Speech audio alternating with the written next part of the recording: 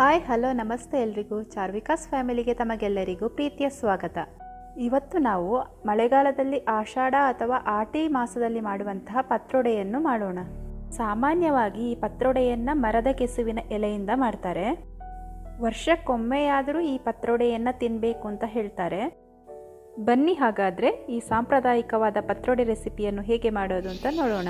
ಮರ ಕೆಸುವಿನಿಂದ ಪತ್ರೊಡೆಯನ್ನು ಮಾಡ್ತೇವೆ ಅಂತ ಹೇಳಿದಾಗ ಇದೇನು ಕೆಸುವಿನ ಮರವೂ ಇರ್ತದಾ ಅಂತ ಅನ್ಕೋಬೇಡಿ ನೀವು. ಸಾಮಾನ್ಯವಾಗಿ ಮಲೆನಾಡು ಪ್ರದೇಶಗಳಲ್ಲಿ ದೊಡ್ಡ ದೊಡ್ಡ ಮರಗಳ ಪೊಟರೆಗಳಲ್ಲಿ ಮತ್ತು ತೊಗಟೆಗಳಲ್ಲಿ ಆಶ್ರಯ ಪಡೆದು ಬೆಳೆಯುವಂತಹ ಕೆಸುವನ್ನು ಮರದ ಕೆಸು ಅಂತ ಹೇಳ್ತಾರೆ. ಇದು ನಮಗೆ ಪ್ರಕೃತಿಯ ಮಡಿಲಿನಿಂದ ಸಿಗುವಂತಹ ಯಾವುದೇ ಕಲ್ಮಶ ಕಲಬೆರಕೆಗಳಿಲ್ಲದೆ ಸಿಗುವಂತಹ ಆಹಾರಕ್ಕೆ ಬಳಸಬಹುದಾದಂತಹ ಒಂದು ಸಸ್ಯ ಅಂತ ಹೇಳಬಹುದು. ಮರದ ಪೊಟರೆಗಳಲ್ಲಿ ಮತ್ತು ತೊಗಟೆಗಳಲ್ಲಿ ಇರುವಂತಹ ಸಣ್ಣ ಸಣ್ಣ ಗೆಡ್ಡೆಗಳು ಮಳೆಗಾಲ ಆರಂಭ ಆಗ್ತಾ ಇದ್ದ ಹಾಗೆ ಅದು ಚಿಗುರು ಒಡೆದು ಈ ರೀತಿ ಗಿಡಗಳಾಗಿ ಬೆಳೆಯುತ್ತೆ. ನಮಗೆ ಪತ್ರೊಡೆ ಮಾಡೋದಕ್ಕೆ ಅವುಗಳ ಎಲೆಗಳು ಮಾತ್ರ ಸಾಕಾಗುತ್ತೆ. ಹಾಗಾಗಿ ಹೀಗೆ ಎಲೆಗಳನ್ನ ಮಾತ್ರ ನಾವು ಕತ್ತರಿಸ್ಕೊಳ್ಬೇಕು. ಪತ್ರೊಡೆಯನ್ನು ವರ್ಷಕ್ಕೊಮ್ಮೆಯಾದರೂ ತಿನ್ನಬೇಕು ಅಂತ ಹೇಳ್ತಾರೆ. ಯಾಕಂದರೆ ಇದರಲ್ಲಿ ಸಾಕಷ್ಟು ಪೋಷಕಾಂಶಗಳಿರುತ್ತೆ. ಹಾಗೆ ನಮ್ಮ ದೇಹದಲ್ಲಿರುವಂತಹ ವಿಷಯುಕ್ತ ಮತ್ತು ನಂಜುಕಾರಕ ಅಂಶಗಳನ್ನೆಲ್ಲ ಇದು ಹೊರಹಾಕುತ್ತೆ ಅಂತ ಹೇಳ್ತಾರೆ. ಜೊತೆಗೆ ಇದು ಮೂತ್ರಕೋಶಕ್ಕೆ ಸಂಬಂಧಿಸಿದಂತಹ ಯಾವುದೇ ಸೋಂಕಿನಿಂದಲೂ ಕೂಡ ನಮ್ಮನ್ನು ರಕ್ಷಣೆ ಮಾಡುತ್ತೆ ಅಂತ ಹೇಳ್ತಾರೆ. ಹಾಗೆಯೇ ಮಳೆಗಾಲದಲ್ಲಿ ನಮ್ಮ ಶರೀರವನ್ನು ಶೀತದಿಂದ ರಕ್ಷಣೆ ಮಾಡಿ ಬೆಚ್ಚಗಿಡಲು ಇದು ಸಹಾಯ ಮಾಡುತ್ತೆ ಅಂತ ಹೇಳಬಹುದು. ಈಗ ಈ ಪತ್ರೊಡೆಯನ್ನು ಯಾವ ರೀತಿ ಮಾಡೋದು ಅಂತ ನೋಡೋಣ ಬನ್ನಿ. ಇಲ್ಲಿ ನಾನು 1 kgಯಷ್ಟು ಕುಸಲಕ್ಕಿ ಮತ್ತು ಒಂದು ಅರ್ಧ kgಯಷ್ಟು ದೋಸೆ ಅಕ್ಕಿನ ಒಂದು 8 ಗಂಟೆಗಳ ಕಾಲ ಚೆನ್ನಾಗಿ ತೊಳೆದುಬಿಟ್ಟು ನೆನೆಸೋದಕ್ಕೆ ಹಾಕಿದ್ದೀನಿ. ಈಗ ನೆನೆಸಿರುವಂತಹ ಅಕ್ಕಿಯನ್ನು ಗ್ರೈಂಡರಿಗೆ ರುಬ್ಬೋದಕ್ಕೆ ಹಾಕ್ತಾ ಇದ್ದೀನಿ. ಇದ್ರ ಜೊತೆಗೆ ರುಚಿಗೆ ತಕ್ಕಷ್ಟು ಉಪ್ಪು ಮತ್ತು ಹುಣಸೆ ಹಣ್ಣನ್ನು ಸ್ವಲ್ಪ ಹಾಕ್ತಾ ಇದ್ದೀನಿ. ಒಂದು ಅರ್ಧ ನಿಂಬೆ ಗಾತ್ರದಷ್ಟು ಹುಣಸೆ ಹಣ್ಣನ್ನು ಹಾಕ್ತಾ ಇದ್ದೀನಿ. ಇದು ಯಾಕೆ ಹಾಕೋದು ಅಂದರೆ ನಮಗೆ ಕೆಸುವಿನ ಎಲೆ ಗಂಟ್ಲು ಮತ್ತು ಬಾಯಿ ತುರಿಸುವಂತಹ ಚಾನ್ಸಸ್ ಇರುತ್ತೆ. ಅದಕ್ಕೋಸ್ಕರ ಸ್ವಲ್ಪ ಹುಣಸೆ ಹಣ್ಣನ್ನು ಹಾಕುವಂಥದ್ದು. ಆಮೇಲೆ ಒಂದು ಸ್ವಲ್ಪ ನೀರನ್ನು ಹಾಕಿಬಿಟ್ಟು ಇದನ್ನ ಒಂದು ಸ್ವಲ್ಪ ಗಟ್ಟಿ ಹದದಲ್ಲಿ ನಾವು ರುಬ್ಕೊಳ್ಳುವ. ತುಂಬ ನೈಸ್ ಆಗಬೇಕು ಅಂತ ಇಲ್ಲ, ಒಂದು ಸ್ವಲ್ಪ ತರಿ ಆದರೂ ನಡೆಯುತ್ತೆ. ಇದು ನೋಡಿ ಫ್ರೆಶ್ ಆಗಿರುವಂತಹ ಮರದ ಕೆಸುವಿನ ಎಲೆ.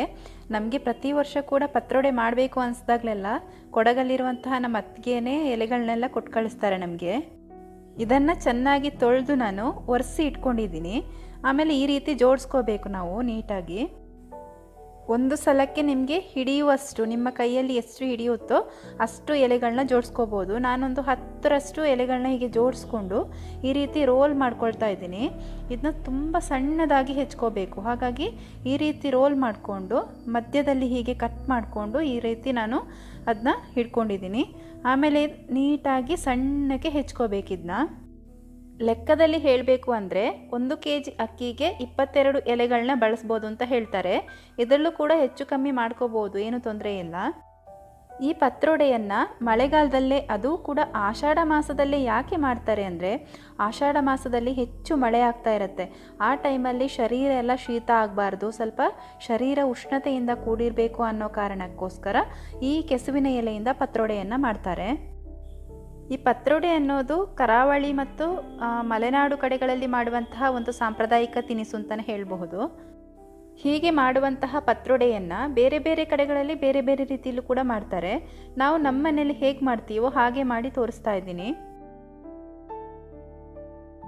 ಹೀಗೆ ನೋಡಿ ಎಲೆಗಳನ್ನೆಲ್ಲ ಕಟ್ ಮಾಡ್ಕೊಂಡಿದ್ದಾಗಿದೆ. ಈಗ ಈ ಕಟ್ ಮಾಡಿಕೊಂಡಿರೋ ಎಲೆಗಳು ಮತ್ತು ಈ ಅಕ್ಕಿ ಹಿಟ್ಟನ್ನು ರುಬ್ಕೊಂಡಿರುವಂತಹ ಮಿಶ್ರಣ ಇದೆರಡನ್ನೂ ಕೂಡ ನಾವು ಮಿಕ್ಸ್ ಮಾಡ್ಕೋಬೇಕು.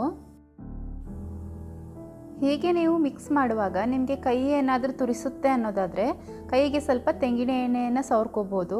ಆಗ ಕೈ ತುರ್ಕೆ ಬರೋದಿಲ್ಲ. ಈಗ ಕಟ್ ಮಾಡಿಕೊಂಡಿರುವಂತಹ ಎಲೆಗಳು ಮತ್ತು ರುಬ್ಕೊಂಡಿರುವಂತಹ ಅಕ್ಕಿ ಹಿಟ್ಟಿನ ಮಿಶ್ರಣವನ್ನು ಚೆನ್ನಾಗಿ ಎರಡೂ ಕೂಡ ಒಂದಕ್ಕೊಂದು ಹೊಂದ್ಕೊಳ್ಳುವ ಹಾಗೆ ಚೆನ್ನಾಗಿ ಮಿಕ್ಸ್ ಮಾಡಬೇಕು. ನೋಡಿ ಈ ರೀತಿಯಾಗಿ ಚೆನ್ನಾಗಿ ಮಿಕ್ಸ್ ಮಾಡ್ತಾ ಇದ್ದೀನಿ. ನಿಮಗೆ ನೋಡುವಾಗ ಅನಿಸ್ಬೋದು ಸ್ವಲ್ಪ ಹಿಟ್ಟು ಗಟ್ಟಿಯಾಗಿದೆಯಲ್ಲ ಅಂತ. ಆದರೆ ಕೆಸುವಿನ ಎಲೆಯಲ್ಲೂ ಕೂಡ ಸ್ವಲ್ಪ ನೀರಿನಾಂಶ ಇರೋದ್ರಿಂದ ಬೇಯುವಾಗ ಅದು ಬ್ಯಾಲೆನ್ಸ್ ಆಗುತ್ತೆ. ಈಗ ಹಿಟ್ಟನ್ನೆಲ್ಲ ಚೆನ್ನಾಗಿ ಮಿಕ್ಸ್ ಮಾಡಿಕೊಂಡಿದ್ದಾಗಿದೆ. ಈಗ ನಾವು ಇದನ್ನ ಬಾಳೆ ಎಲೆಯಲ್ಲಿ ಬೇಯಿಸ್ಕೋಬೇಕು. ಅದಕ್ಕಿಂತ ಮುಂಚೆ ಬಾಳೆ ಎಲೆಯನ್ನು ನಾನು ಬಾಡಿಸ್ಕೊಳ್ತಾ ಇದ್ದೀನಿ. ಬಾಳೆ ಎಲೆಯನ್ನು ಬಾಡಿಸ್ಕೊಳ್ಳೋದ್ರಿಂದ ಹಿಟ್ಟನ್ನು ಹಾಕಿ ಮಡಚುವಾಗ ಅದು ಹರಿಯೋದಿಲ್ಲ. ಇದೆಲ್ಲರಿಗೂ ಕೂಡ ಗೊತ್ತಿರ್ಬೋದು. ಹೀಗೆ ಎಲ್ಲ ಬಾಳೆ ಎಲೆಗಳನ್ನು ಕೂಡ ನಾನು ಬಾಡಿಸ್ಕೊಂಡಿದ್ದೀನಿ.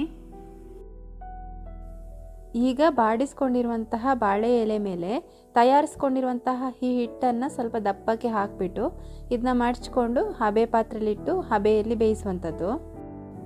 ಹಿಟ್ಟನ್ನು ತುಂಬ ದಪ್ಪ ಹಾಕ್ಕೊಂಡ್ರೆ ಬೇಯೋದು ಸ್ವಲ್ಪ ನಿಧಾನ ಆಗುತ್ತೆ. ಜಾಸ್ತಿ ದಪ್ಪನೂ ಅಲ್ಲ, ಜಾಸ್ತಿ ತೆಳುವೂ ಅಲ್ಲ. ನಾವು ಬೆಂದಾದ ನಂತರ ಕಟ್ ಮಾಡುವಾಗ ನಮಗೆ ಕ್ಯೂಬ್ಸ್ ಥರ ಸಿಗಬೇಕು, ಅಷ್ಟು ದಪ್ಪಕ್ಕೆ ಹಾಕ್ಕೊಂಡ್ರೆ ಸಾಕಾಗುತ್ತೆ. ಹೀಗೆ ಎಲ್ಲ ಹಿಟ್ಟನ್ನು ಕೂಡ ಬಾಳೆ ಎಲೆಯಲ್ಲಿ ಮಡಚಿ ಹಬೆ ಪಾತ್ರೆಯಲ್ಲಿಟ್ಟು ನಾವು ಕಡಿಮೆ ಅಂದರೂ 1 ಗಂಟೆಗಳ ಕಾಲ ಬೇಯಿಸಬೇಕಾಗುತ್ತೆ. ಇಲ್ಲಿ ನಾವು ಪತ್ರೊಡೆಯನ್ನು ಸ್ವಲ್ಪ ದಪ್ಪವಾಗಿ ಹಾಕಿ ಬೇಯಿಸ್ತಾ ಇರೋದ್ರಿಂದ ಸ್ವಲ್ಪ ಜಾಸ್ತಿ ಟೈಮ್ ಬೇಕಾಗುತ್ತೆ ಬೇಯೋದಕ್ಕೆ.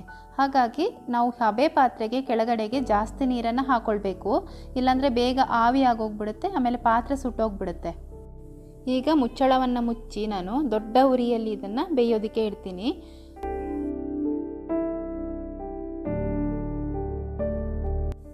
ಈಗ ಪತ್ರೊಡೆಗೆ ಬೇಕಾಗಿರುವಂತಹ ಮಸಾಲೆಯನ್ನು ರೆಡಿ ಮಾಡ್ಕೊಳ್ಳೋಣ. ನಾನಿಲ್ಲಿ ಮೊದಲಿಗೆ ಪ್ಯಾನ್ಗೆ ಒಂದು 4ರಷ್ಟು ಗುಂಟೂರು ಮೆಣಸು ಮತ್ತು ಒಂದು 10ರಷ್ಟು ಬ್ಯಾಡಗಿ ಮೆಣಸನ್ನು ಹಾಕಿ ಡ್ರೈ ಆಗಿ ಹುರ್ಕೊಳ್ತಾ ಇದ್ದೀನಿ. ಈ ಪತ್ರೊಡೆಯನ್ನು ನಾವು ತಿಂಡಿಯ ಹಾಗೆ ತಿನ್ನೋದ್ರಿಂದ ಜಾಸ್ತಿ ಖಾರ ಆದರೆ ಚೆನ್ನಾಗಿರಲ್ಲ, ಹಾಗಾಗಿ ಖಾರ ಎಲ್ಲ ಹದವಾಗಿರಬೇಕು. ಮೆಣಸನ್ನೆಲ್ಲ ಹೀಗೆ ಸಪ್ರೇಟಾಗಿ ಹುರಿದಿಟ್ಕೊಂಡ ನಂತರ ಅದೇ ಪ್ಯಾನ್ಗೆ ನಾನು 4 ದೊಡ್ಡ ಚಮಚ ಆಗುವಷ್ಟು ಕೊತ್ತಂಬರಿ ಬೀಜವನ್ನು ಹಾಕ್ತಾ ಇದ್ದೀನಿ. ಇದ್ರ ಜೊತೆಗೆ 2 ದೊಡ್ಡ ಚಮಚದಷ್ಟು ಜೀರಿಗೆಯನ್ನು ಹಾಕಿ ಇದನ್ನು ಕೂಡ ಡ್ರೈ ಆಗಿ ಹುರ್ಕೊಳ್ತಾ ಇದ್ದೀನಿ. ಒಂದು ಸ್ವಲ್ಪ ಪರಿಮಳ ಚೆನ್ನಾಗಿ ಬರೋ ತನಕ ಹುರ್ಕೊಳ್ಬೇಕು.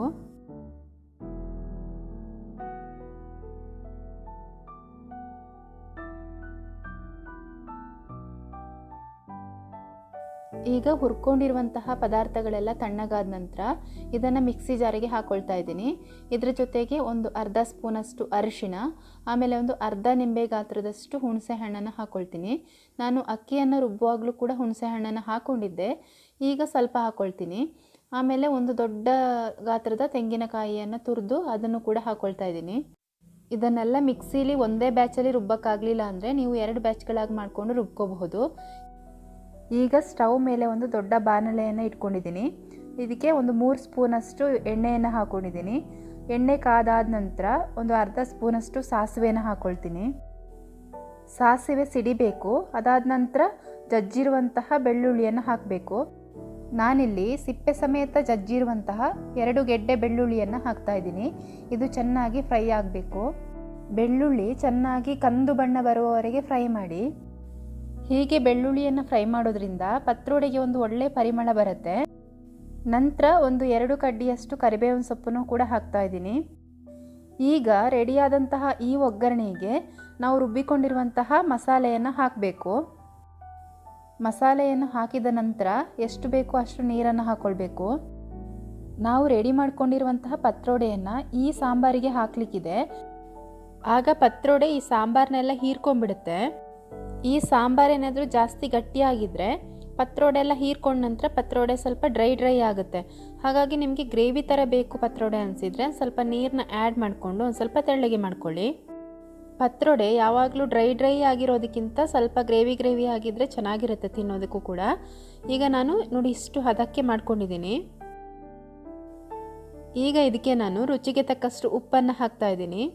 ಈಗ ಇದಕ್ಕೆ ಒಂದು ಮುಚ್ಚಳವನ್ನು ಮುಚ್ಚಿ ಒಂದು 5 ನಿಮಿಷಗಳ ಕಾಲ ಚೆನ್ನಾಗಿ ಕುದಿಯೋದಕ್ಕೆ ಬಿಡ್ತೀನಿ. ಈ ಮಸಾಲೆ ಎಲ್ಲ ಕುದಿಯುವಷ್ಟರಲ್ಲಿ ನಾವು ಈಗಾಗಲೇ ಬೇಯಿಸಿಕೊಂಡಿರುವಂತಹ ಪತ್ರೊಡೆಯನ್ನು ಪೀಸ್ಗಳಾಗಿ ಮಾಡ್ಕೊಳ್ಳೋಣ. ಈಗ ನೋಡಿ ಇದು ಚೆನ್ನಾಗಿ ಬೆಂದಿದೆ ಕೂಡ, ಜಾಸ್ತಿ ಬಿಸಿ ಇಲ್ಲ, ತಣ್ಣಗಾಗಿದೆ. ಈಗ ಇದನ್ನ ನಿಮಗೆ ಎಷ್ಟು ದಪ್ಪಕ್ಕೆ ಬೇಕೋ ಅಷ್ಟು ದಪ್ಪಕ್ಕೆ ಪೀಸ್ಗಳಾಗಿ ಮಾಡ್ಕೋಬಹುದು.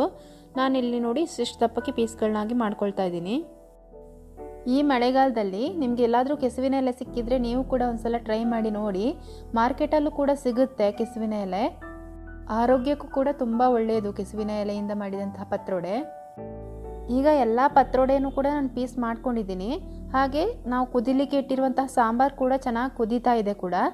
ಈಗ ಇದನ್ನ ನಾವು ಟೇಸ್ಟ್ ನೋಡಿಕೊಂಡು ಉಪ್ಪು ಬೇಕು ಅಂದರೆ ಹಾಕೋಬೋದು ಈ ಟೈಮಲ್ಲಿ ನಾವು.